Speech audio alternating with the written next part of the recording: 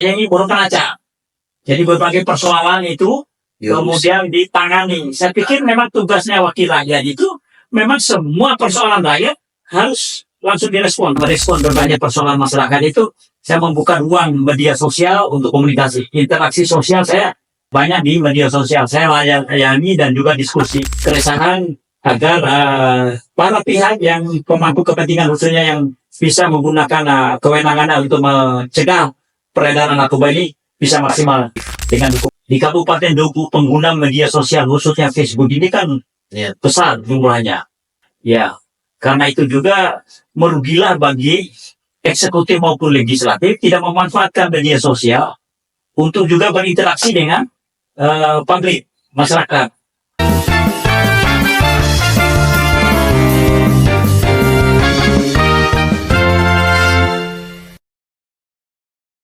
Bismillahirrahmanirrahim. Assalamualaikum warahmatullahi wabarakatuh. Waalaikumsalam warahmatullahi wabarakatuh. Selamat siang para pemirsa podcast Kominfo Dompu. Pada siang hari ini kita berkesempatan kedatangan tamu yang sangat istimewa. Beliau merupakan Ketua DPRD Kabupaten Dompu, Bapak Insinyur Mutagun. Selamat siang. Selamat siang Pak Ketua. Ya.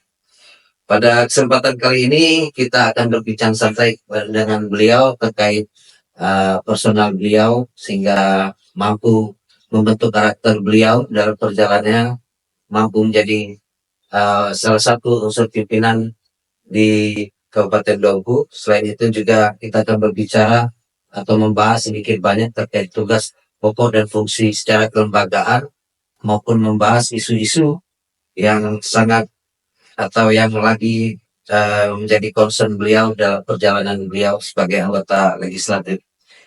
Baik, mungkin untuk pertama pada Pak Ketua mohon izin Bapak Insinyur Mutagun. Siap.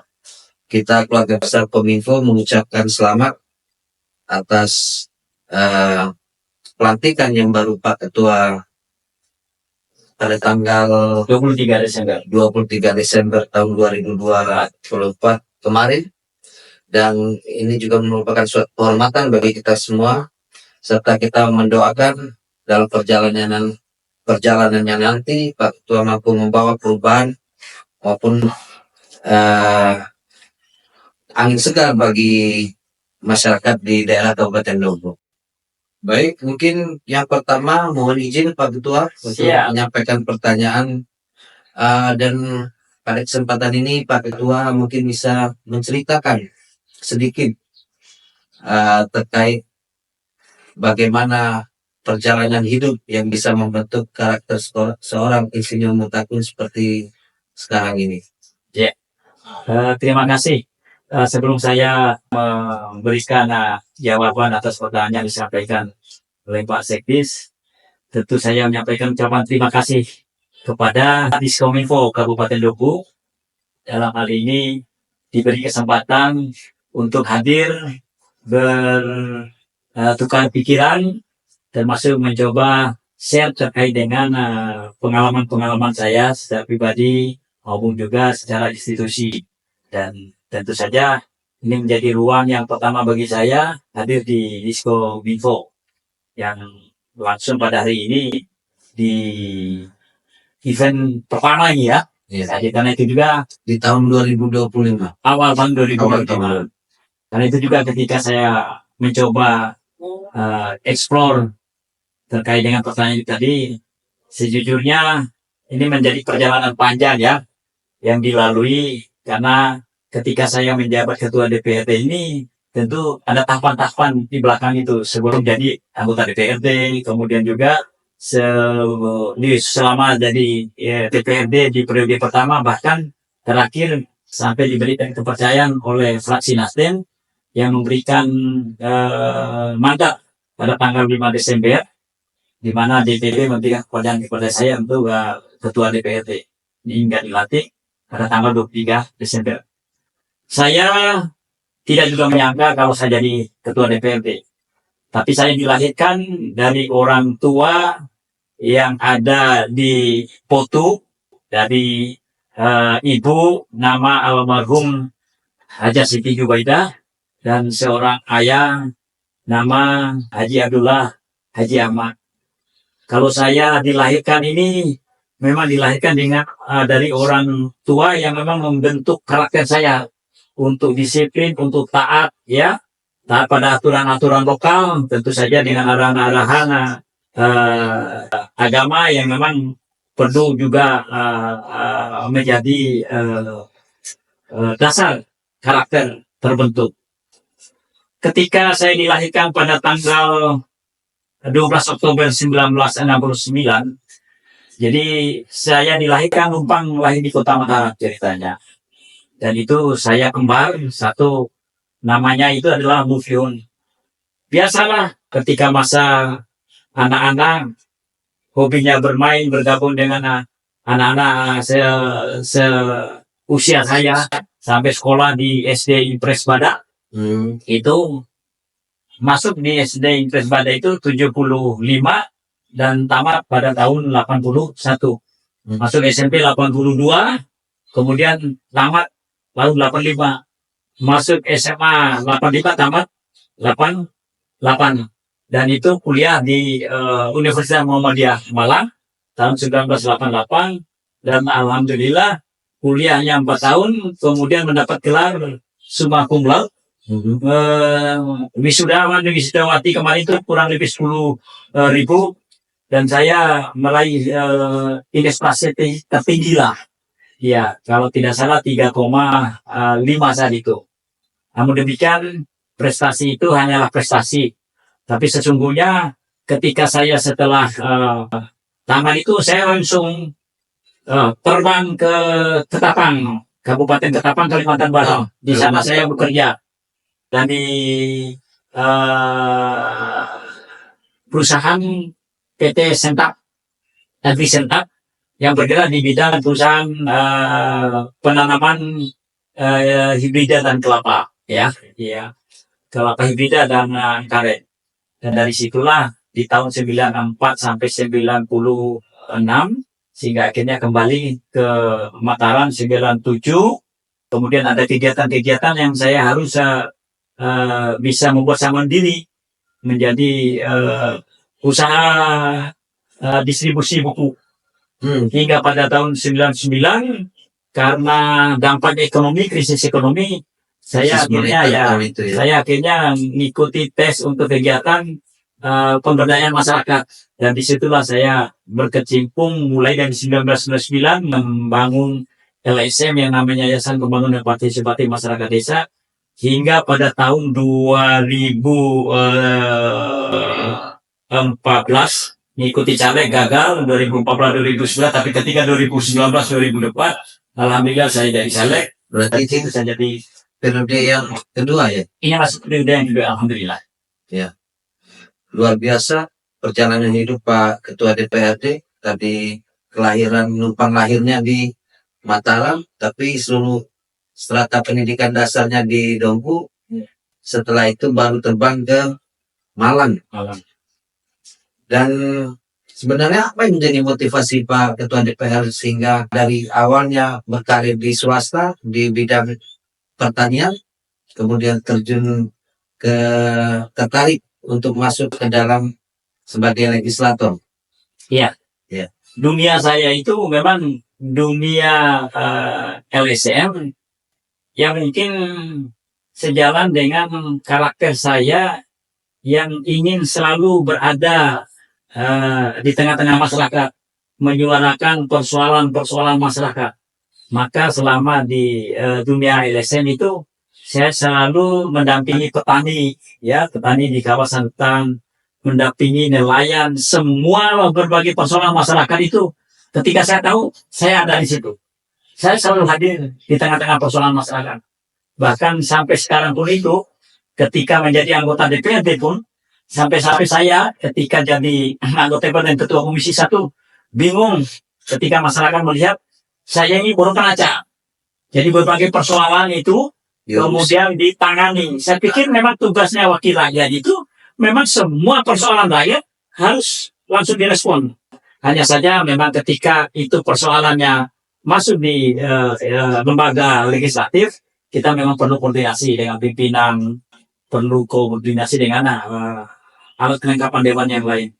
Ya, saya memang tertarik di dunia advokasi sehingga ketika menjadi DPRD, baik pada periode pertama maupun sekarang periode kedua ini, semakin luaslah jangkauan saya ketika mau membantu masyarakat.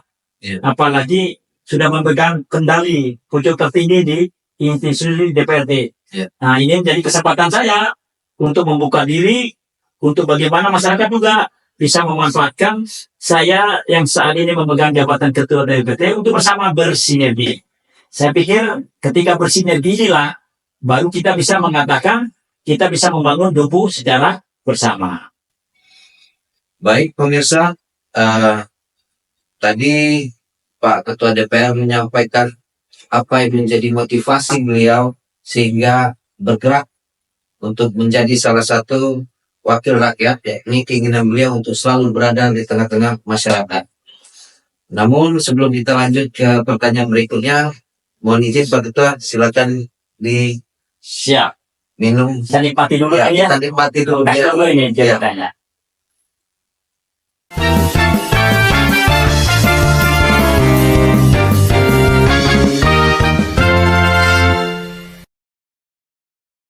Baik, selanjutnya Pak Ketua, mohon izin. Tadi Pak Ketua menyampaikan memang kita melihat relatif singkat 2 periode Pak Ketua sebagai anggota legislatif. Namun sebelumnya kita sudah mengenal Pak Ketua melalui kiprahnya baik sebagai aktivis terlibat dalam LSM maupun kegiatan-kegiatan yang erat kaitannya dengan berbagai macam isu di daerah Kabupaten Dompu, diantaranya mungkin lingkungan hidup. Makanya tadi Pak Ketua menyampaikan ada kesan Poro Kanaca.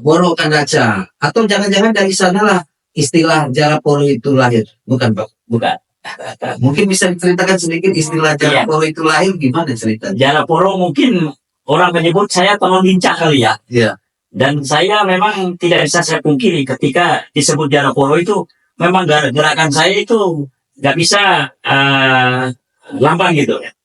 Lambang misalnya ketika misalnya ada isu kemudian lambang nggak pernah saya ada di situ. Tapi ketika ada isu kemudian ada banjir misalnya, ada persoalan saya hadir di situ lebih cepat. Responsibility saya, tanggung jawab saya kepada masyarakat itu sebelum jadi anggota DPR, apalagi anggota DPR ini luar biasa dimanfaatkan oleh masyarakat, dan saya senang masyarakat bisa memanfaatkan saya sebagai wakil rakyat. Karena itu juga saya ketika merespon berbagai persoalan masyarakat itu saya membuka ruang media sosial untuk komunikasi, interaksi sosial saya banyak di media sosial, saya layani dan juga diskusi. Makanya kalau saya memang melihat bersyukur saya menjadi anggota DPRD ini ada media sosial termasuk podcast ini untuk juga sharing. Nah, kalau saya memang melihat tugas utama DPRD ini kan dalam hal pelaksanaan tugas dan fungsi seperti fungsi pengawasan, kemudian fungsi anggaran dan fungsi legislasi. Karena itu juga dalam melaksanakan kegiatan-kegiatan di periode pertama sebelumnya ada berbagai kegiatan-kegiatan yang memang kita dorong, kita fasilitasi, termasuk raperda inisiatif. Kalau berbicara legislasi, ketika berbicara anggaran, kita mendorong dan memperjuangkan ya alokasi anggaran untuk kepentingan masyarakat miskin. Contoh yang mungkin kita perjuangkan itulah adalah kepentingan untuk alokasi anggaran buat ODGJ, orang dengan gangguan jiwa. Kemudian untuk bagaimana juga hal-hal besar lainnya supaya memang masyarakat itu teralokasi sumber daya keuangan untuk kebutuhan-kebutuhan peningkatan kesejahteraan rakyat. Di samping itu pengawasan. Nah, pengawasan ini disinilah karakter saya itu. Saya cenderung bermain ketika melakukan pengawasan itu selalu mekanismenya itu mengingatkan eksekutif. Ketika mengingatkan eksekutif itu lahir dari kepedulian saya sebenarnya. Saya tidak bisa melihat hal-hal contoh masalah ternak liar di Kabupaten Dompu. Sungguh miris bagi saya, ternak yang ada di Kabupaten Dompu ini ternak liar yang selalu hadir di depan kantor DPRD, yang selalu keluyuran di seputar kota Dompu termasuk di taman-taman kota ini. Nah, karena itu ketika ada suara-suara seperti minta wakil rakyat untuk memberhentikan, sudah kita komunikasikan. Makanya kalau saya memang melihat ini, ketika fungsi pengawasan DPRD memang ada dan hadir DPRD, tapi tidak diimbangi dengan bagaimana pelaksana kebijakan dari eksekutif untuk bisa agar supaya ternak-ternak tidak menjadi liar. Nah, ini yang memang perlu kita sinergi itu.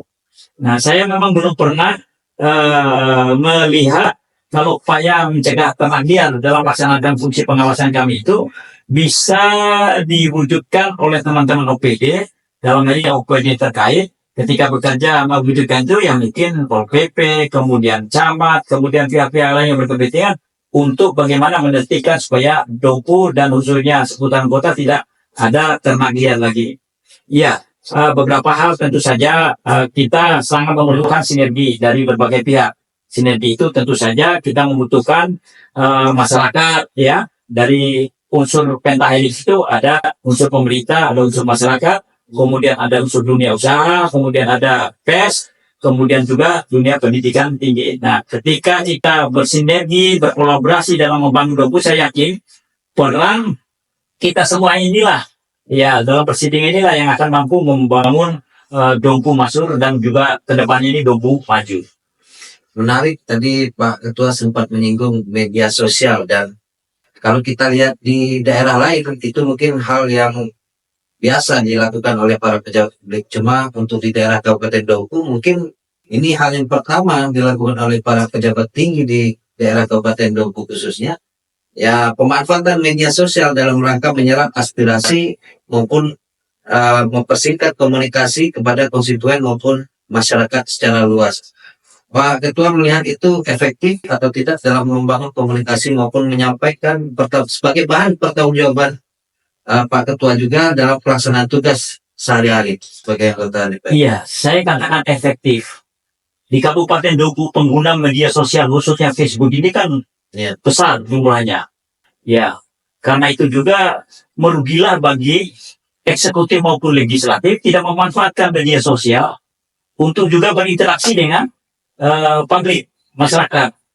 Pelayanan pun juga kita akan bisa dapatkan dari interaksi media sosial. Keluhan mereka kita bisa tangani. Keadaan mereka yang mengeluh sana diminta atau tidak, saya biasanya langsung saya tanya, saya konfirmasi itu. Ini di mana nih keadaan seperti ini? Nah, tapi memang hal yang memang mendasar, kalau kita bermain media sosial dan tidak punya kepedulian, saya yakin tidak ada artinya juga kita berselancar di media sosial. Tapi kalau kita memang eksekutif legislatif, manfaatkan media sosial itu. Sama pejabat, selevel apapun pejabat sampai pada kasih, ya, atau kabin misalnya pejabat struktural, saya pikir memang sudah harus bermain media sosial. Wajib ya? Wajib, ya. Ya, karena kalau tidak bermain media sosial, ya jangan jadi pejabat sebenarnya. Jadi kunci utama kalau mau mengangkat pejabat, misalnya Pak Bupati ke depannya, carilah pejabat yang sering berselancar di media sosial untuk berinteraksi dengan warganya. Ya. Terus tadi kita mendapatkan salah satu concern Pak Ketua itu dalam penanganan ODGJ. Ya. Mungkin bisa diceritakan sedikit sehingga kenapa ada kepedulian terhadap para apa namanya ODGJ. Alhamdulillah, saya tersentuh pertama kali ketika di media sosial. Lagi-lagi semua berangkat dari media sosial. Saya mengawali pelayanan kepada masyarakat itu. Itu pertama kali dipublish di Facebook, di akun mana itu ada orang terpasung di Dusun Kemudi, Desa Rababaka, Kecamatan Boja. Kalau Dusun Kemudi itu memang agak jauh dari sini. Dulu belum ada jalan seperti penghubung yang sudah dibuat 2023 kemarin. Saya ke sana ketika mengetahui ada media sosial memuat yang terpasung itu udah puluhan tahun, sedih rasanya. Kalau saya ketahui itu kan hak dasar manusia itu kan juga hak untuk hidup kan. Secara bebas. Iya, secara bebas. Ini orang dengan gangguan jiwa kemudian dipasung. Padahal saya juga udah tahu regulasi sebelumnya, masyarakat tidak boleh dipasung. Apalagi NTB itu zero pasung ya. Nah, ketika di media sosial itu saya langsung bergerak hati saya. Dan sampai sekarang ketika ada hal-hal yang memang menyangkut masalah kemanusiaan, ya saya pasti akan komunikasi dengan orang-orang yang expose atau mempublish persoalan-persoalan kemanusiaan. Saya datang ke sana, datang komunikasi pertama sedih rasanya, tanya keluarganya bagaimana ini, ternyata kondisi gangguan jiwa itu berada dari persoalan-persoalan sosial ekonomi. Iya. Ada ya juga dari ODP-ODP yang lain selain yang Diana itu dipasung di foto tuh karena stres, ya, ya masalah malah masalah istri dan keluarganya. Nah, tapi pada intinya saya tertarik itu, saya pikir ini saya manusia, saya memberi manfaat hidup saya ini untuk orang-orang. Menyelamatkan. Ya, ketika saya bisa memberikan manfaat itulah makna hidup yang sesungguhnya. Ya. Apalagi saya punya jabatan. Rugilah kepada teman-teman yang memiliki jabatan baik di eksekutif, legislatif. Kemudian selama memegang jabatan tidak pernah memberi manfaat kepada rakyat dan daerah. Nah, ada sesuatu yang membuat saya prihatin ketika masalah BGJ ini, ada sampai kepala desa yang tidak tahu warganya itu BGJ. Saya sempat menyampaikan, sampai hatinya ada kepala desa, ya tadi tidak saya sebutkan, tidak tahu keadaan warganya. Makanya di grup-grup WhatsApp selalu saya sampaikan, Dompu ini akan terbantu ketika banyak pejabat yang memiliki perhatian dan kepedulian terutama ketika ada berbagai persoalan yang dihadapi oleh masyarakat. Itu kalau bisa itu diidentifikasi, diinventarisasi. Ya, ketika sudah ada datanya, baru kepala desa atau lurah menyuarakan itu, menyuarakan kepada DPRD, menyuarakan kepada pemerintah atasannya. Oke, Itu lebih lanjutnya. Ya, demikian. Jadi Pak Ketua berpendapat bahwasannya hal tersebut merupakan kewajiban bagi kita sama manusia untuk saling, Betul. apalagi yang memiliki kewenangan dalam kaitannya sebagai pejabat publik. Iya. Ada lagi tambahan, saya mau isi aja sedikit ini. Iya. Ketika eskalasi pelaksanaan tugas saya setelah jadi ketua DPRD ini, sampai banyak yang memang memberikan perhatian. Saya diminta untuk selalu istirahat, jaga kesehatan apa segala. Saya terima masukan itu baik dari keluarga saya, orang-orang dekat saya, baik teman-teman yang dampingi saya, baik sesama anggota DPRD. Pak Mutahun sepertinya nggak pernah istirahat. Iya. Saya sampaikan, sesungguhnya ketika saya mendampingi masyarakat, kemudian diminta oleh masyarakat dan saya hadir itu, di situlah saya diberi Allah energi itu. Energi apa? Karena rasa peduli itu ketika saya turun, tidak pernah tahu ada malam, ada siang, apa segala. Saya tertarik untuk hadir di sana, bertemu dengan mereka. Rasa ingin bertemu dengan mereka lah yang membuat saya selalu semangat. Dan ini memang membuat banyak orang bingung. Utakun ini kerjanya nggak pernah istirahat. Iya. Terima kasih kepada pemirsa yang selalu memberikan atensi terhadap setiap perjalanan dan kegiatan pelaksanaan tugas saya. Insya Allah saya juga tetap akan memperhatikan kesehatan, ya.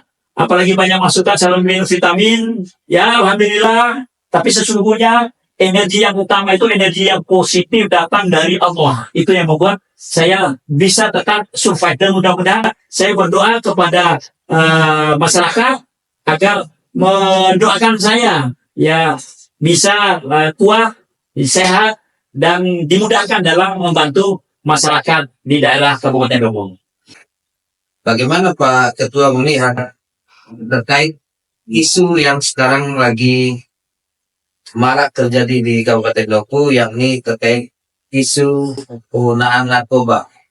Dan memang beberapa waktu lalu kita juga sempat melihat Pak Ketua sempat menemui para pendemo maupun audiensi dengan beberapa lembaga masyarakat maupun organisasi mahasiswa. Mungkin pada kesempatan ini bisa disampaikan apa yang menjadi poin ataupun langkah-langkah konkret yang akan dilakukan, tentunya berkolaborasi dengan pemerintah daerah ke depannya. Ya. Terima kasih. Ya, ini konteks bagaimana kita semua harus bersama melakukan perlawanan terhadap peredaran narkoba. Karena itu juga ketika ada banyak elemen masyarakat yang sudah memberikan atensi dan memberikan dukungan kepada pelaksanaan tugas aparat penegak hukum dan juga aparat TNI, saya pikir ini memang harus direspon oleh kami wakil rakyat. Bagaimana bentuk respon kami kepada wakil rakyat? Makanya kita mencoba menerima aspirasi mereka. kemudian mengakomodir semangat mereka untuk juga ingin dialog dengan para pihak. Makanya terbentuklah atau terwujudlah dialog yang kami fasilitasi antara Aliansi Masyarakat Aman Narkoba, Anti Narkoba, Aman, dengan juga masyarakat sipil dan organisasi masyarakat sipil lainnya untuk berdialog dengan Pak Kapolres. Demikian pula ada yang terakhir kemarin dari LND dan kami melaksanakan aksi, dan alhamdulillah kami fasilitasi sehingga aksi itu pun juga bisa kami salurkan dalam bentuk dialog dengan Kesbangpol dan juga BNK Dongku. Apa makna dari aksi-aksi teman-teman itu positif. Mereka ingin juga terlibat bersinergi secara langsung dalam rangka pencegahan dan pemberantasan jaringan narkoba ini. Karena itu kami dorong pemerintah untuk juga menyatakan Dongku darurat narkoba. Ya, kemudian juga kami mendorong pemerintah untuk segera membentuk tim terpadu sebagaimana amanat Perda nomor 8 tahun 2021 tentang fasilitasi pencegahan dan pemberantasan penyalahgunaan dan peredaran narkotika dan prekursor narkotika. Karena itu juga dari beberapa pertemuan dan dialog itu, insya Allah kami akan segera melakukan pertemuan di tingkat Forkopimda. Sebagai anggota Forkopimda, saya Ketua DPRD pun juga nanti akan meneruskan suara-suara keresahan agar para pihak yang pemangku kepentingan khususnya yang bisa menggunakan kewenangan untuk mencegah peredaran narkoba ini bisa maksimal dengan dukungan masyarakat tentunya. Baik, pemirsa, sebelum kita lanjutkan pada pertanyaan selanjutnya, kita kembali nikmati dulu tehnya Pak. Iya. Silakan. Alhamdulillah.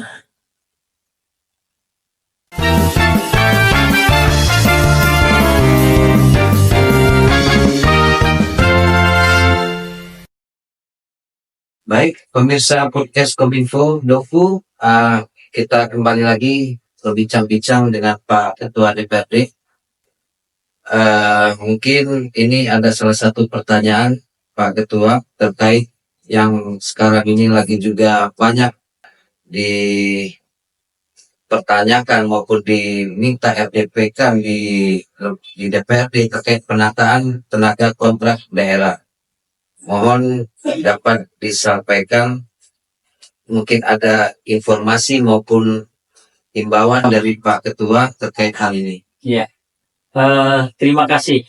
Sesungguhnya daerah ini memang sudah overlook dengan tenaga kontrak daerah ya. Jadi ada tenaga honorer yang memang kalau saya melihat di database yang memang sudah masuk di BKN itu ada kurang lebih 7.000.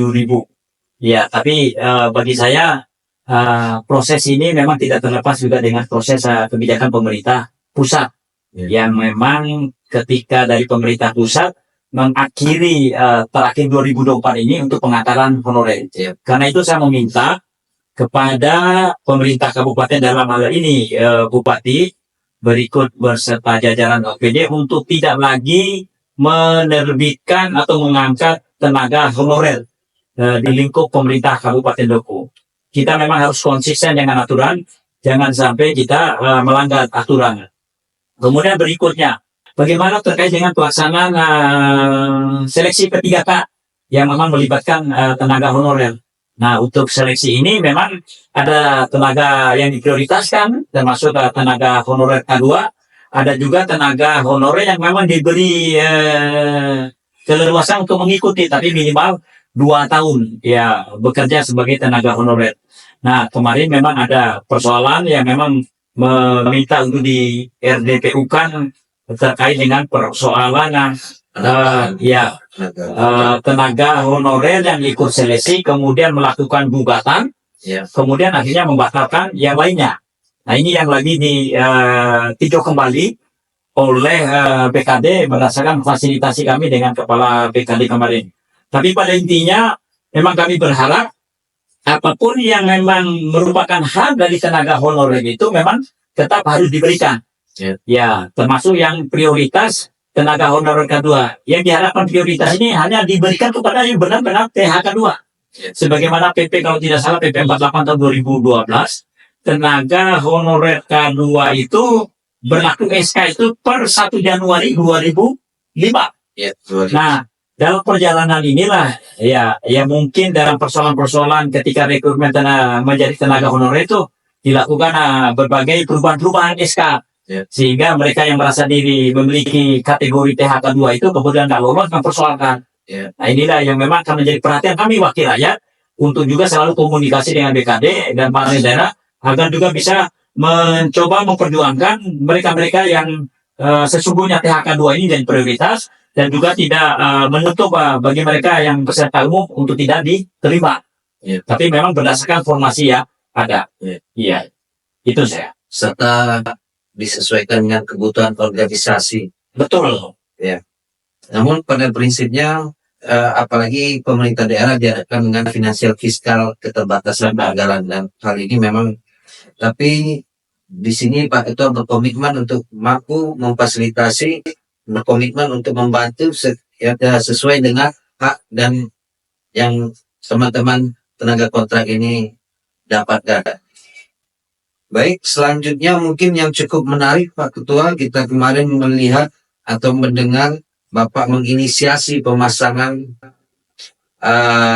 lambang daerah di mobil, khususnya mobil dinas Pak Ketua, dan menghimbau kepada seluruh dinas maupun OPD yang ada di lingkup pemerintah Kabupaten Dompu untuk melaksanakan hal yang sama. Apa yang mendasari hal tersebut? Iya, Pak Ketua. terima kasih. Ini diawali ketika saya di periode pertama. Mulai tahun 2020 itu bagaimana saya kencang meminta eksekutif, dalam hal ini juga Bupati dan juga OPD, agar benar-benar memanfaatkan kendaraan dinas untuk kepentingan dinas. Makanya untuk melakukan kontrol pemanfaatan itu, paling mudah itu, jangan sampai kendaraan dinas itu dirubah platnya ke plat hitam. Itu tentu saja kalau udah ada niat untuk berubah ke plat hitam itu, pasti udah ada apa-apanya penggunaannya itu. Makanya ketika saya terus menyuarakan, bahkan dulu waktu jadi 2021, pernah saya menyuarakan itu di media sosial malah. Mobil kendaraan dinas yang ada gambar OPRI-nya. Dan saya juga menyuarakan agar mobil kendaraan dinas itu bisa dipasang stiker logo daerah. Nah, alhamdulillah saya punya kendaraan dinas ini. Kepentingan saya ketika saya advokasi di tahun 2020 mengajak eksekutif, mengajak Bupati OPD untuk pakai stiker itu, saya harus memberikan contoh. Ya. Kalau sudah saya misalnya pasang logo pada kendaraan dinas dalam ini mobil jabatan ketua DPRD, itu artinya sinyal bahkan warning bagi eksekutif untuk mengikuti. Ya, saya tidak menyuarakan lagi untuk mengikuti, dan ternyata praktek memasang itu sangat mudah, tidak perlu ada kebijakan. Artinya ada nilai moral yang lebih tinggi dibanding undang-undang kan. Nilai moral itu yang memang saya terapkan kepada daerah ini ketika saya jadi ketua DPRD. Dan saya pikir saya juga akan mendorong supaya akan ada tiap bulan nanti apel kendaraan. Kita mau ngecek kendaraan ini, karena setiap kendaraan itu kan ada biaya-biaya dari rakyat, ya, yang memang untuk pemeliharaan dan lain-lainnya. Ya, boleh saja digunakan untuk kepentingan di luar dari dinas, tapi itu masih dalam kerangka kepentingan yang memang tidak menyimpang gitu. Ya, itu bagi saya. Demikian pula banyak inisiasi internal DPRD yang saya juga dorong untuk mendorong optimalisasi pelaksanaan tugas dan fungsi wakil rakyat. Semacam bagaimana saya mengajak dan secara internal kepada teman-teman di DPRD untuk bagaimana memanfaatkan waktu dengan disiplin waktu. Setiap rapat-rapat ketika diundang tepat waktu, udah harus tepat waktu. Demikian pula mungkin agak heran juga ketika ketua DPRD sudah mulai setiap hari Jumat ada kegiatan senam dan bakti sosial, itu bersih-bersih. Dan udah mulai nih 3 kali Jumat itu. Bahkan setiap hari Senin juga ketua DPRD ketika ada kesempatan dan waktu ikut apel bendera, dan di sana ada tugas untuk juga bisa mengarahkan meskipun bukan anggota DPRD, tapi mereka-mereka ASN dan honori di lingkup PMK, di lingkup Setvana Dompu itu justru akan menunjang kinerja pelaksanaan tugas dan fungsi wakil rakyat. Makanya kita juga harus mendorong mereka juga untuk bagaimana memiliki kesiapan dari segi sumber daya manusia untuk mendukung pelaksanaan tugas kami. Ya. Ya. Baik. Jadi semata-mata itu dalam rangka pengelolaan maupun pengawasan aset daerah. Iya, betul. Baik, Pak Ketua, mungkin ini pertanyaan kita yang terakhir terkait bidang pemerintahan maupun infrastruktur pembangunan dan ekonomi. Seperti kita ketahui, Pak Ketua, dalam waktu dekat akan dilantik bupati terpilih yang sebenarnya tidak terlalu jauh jaraknya berdekatan dengan pelantikan Pak Ketua DPR, sehingga angin segar perubahan, semangat baru terkait pemerintahan ke depan ini. Oke, terima kasih. Saya pikir ketika bupati dan wakil bupati terpilih nanti akan dilantik, insya Allah kalau menurut jadwal ini kan 10 Februari itu, Februari. nggak tahu akan ada perubahan. Ini menjadi momentum bagi kami di DPRD untuk benar-benar membangun iklim kolaborasi sinergi dengan pemerintah baru nanti. Makanya ketika berbicara tentang visi misi bupati, itu tidak akan bisa terwujud kalau tidak menggandeng legislatif. Demikian pula tidak akan bisa didukung oleh legislatif kalau di internal DPRD sendiri juga tidak mengaca bahwasan visi misi itu adalah visi misi untuk daerah, bukan visi misi untuk kita wakil rakyat. Nah, kata kunci ketika kita mendukung pemerintah ke depan nanti, bagaimana membangun komunikasi, kemudian ada kegiatan-kegiatan turun bersama. Ketika bupati ada kegiatan turun ke bawah, mengajak kami di DPRD, kami kebetulan juga misalnya ada kegiatan kami di DPRD itu mengajak bupati. Demikian pula di tingkat Forkopimda, mungkin Forkopimda ya 2 kali sebulan bisa say hello atau bisa membuka ruang komunikasi interaksi dengan masyarakat melalui coffee morning. Kita harus membuka ruang interaksi ini. Di samping memang di media sosial juga interaksi langsung dengan masyarakat, supaya masyarakat yang mendukung kita sebelumnya itu tidak pernah kita tinggalkan gitu. Karena itu juga saya yakin pemimpin baru ke depan itu orang yang gesit dan sama-sama juga dengan jarak poros saya lihat kelihatannya. Hanya yang cocok nih, ada harapan baru buat masyarakat untuk bagaimana membangun bersama mewujudkan Dompu maju ke depannya. Ya, terima kasih Pak Ketua. Pada dasarnya Pak Ketua optimis terkait kolaborasi yang akan dibangun ke depan dalam rangka memajukan daerah khususnya di Kabupaten Dompu. Sangat optimis. Sangat optimis, luar biasa. Baik, pemirsa podcast Kominfo Kabupaten Dompu, demikianlah podcast kita kali ini. Terima kasih banyak kepada Pak Ketua DPRD Kabupaten Dompu, Bapak Insinyur Mutagun, yang telah meluangkan waktu serta berbagi informasi dan pengalaman pribadi beliau yang sangat berharga bagi kita semua. Dan kita berharap di bawah kepemimpinan beliau, kolaborasi, sinergisitas antara eksekutif dan legislatif dalam rangka memajukan serta mesejahterakan rakyat ke depannya bisa dapat terwujud. Sekali lagi, terima kasih Pak Ketua. Sama-sama, terima kasih. Ya, demikian yang bisa kita sampaikan pada kesempatan kali ini. Baik, izin Pak Ketua, karena kita sudah di akhir sesi. Sebelum kita mengakhiri kesempatan pertemuan kita kali ini, mungkin ada harapan ke depan yang bisa Pak Ketua sampaikan kepada masyarakat, khususnya di daerah Kabupaten Dompu. Oke, terima kasih. Saya hanya mengharapkan dari masyarakat sipil dan organisasi masyarakat sipil untuk benar-benar membangun sinergi dengan kami di DPRD. Masyarakat itu bagian dari unsur pentahelix, selain dari pemerintah, kemudian dunia usaha, dunia pendidikan dan pers, yang menjadi salah satu pemilik peran yang paling utama dalam pembangunan ini. Kemudian ketika saya telah diberi mandat dan amanah untuk jadi ketua DPRD, manfaatkan jabatan kami di DPRD ini, ya bukan hanya ketua DPRD, bukan hanya pimpinan DPRD, tapi juga masing-masing komisi dan juga kelengkapan dewan yang lain.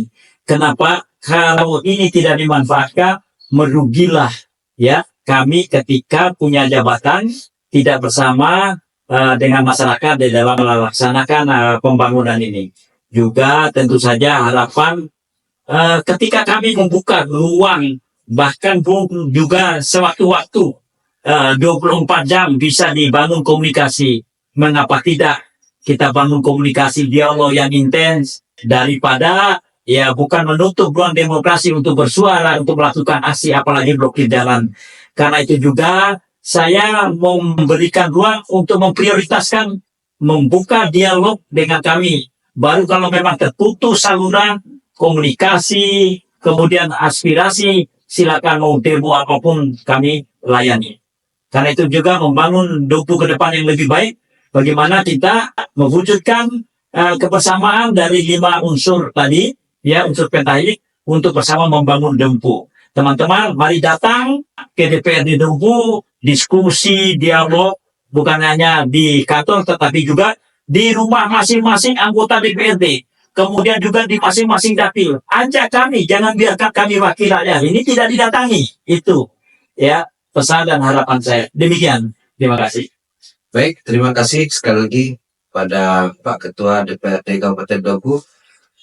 Demikianlah pemirsa podcast Kominfo Kabupaten Dompu, kesempatan kita pada kali ini, dan terima kasih sekali lagi apresiasi yang luar biasa kepada Pak Ketua yang telah meluangkan waktu untuk dapat berbagi pengetahuan dan pengalaman yang sangat berharga kepada kita semua, khususnya kepada seluruh lapisan masyarakat. Semoga informasi yang disampaikan dapat bermanfaat bagi kita semua. Baik pemirsa, jangan lupa dukung terus kita dengan follow dan like baik YouTube maupun media sosial lainnya. Akhir kata, wabillahi taufik wal hidayah. Wassalamualaikum warahmatullahi wabarakatuh. Waalaikumsalam warahmatullahi wabarakatuh. Jangan lupa seruput kopinya. Ayo, Seruput beritanya. seruput beritanya.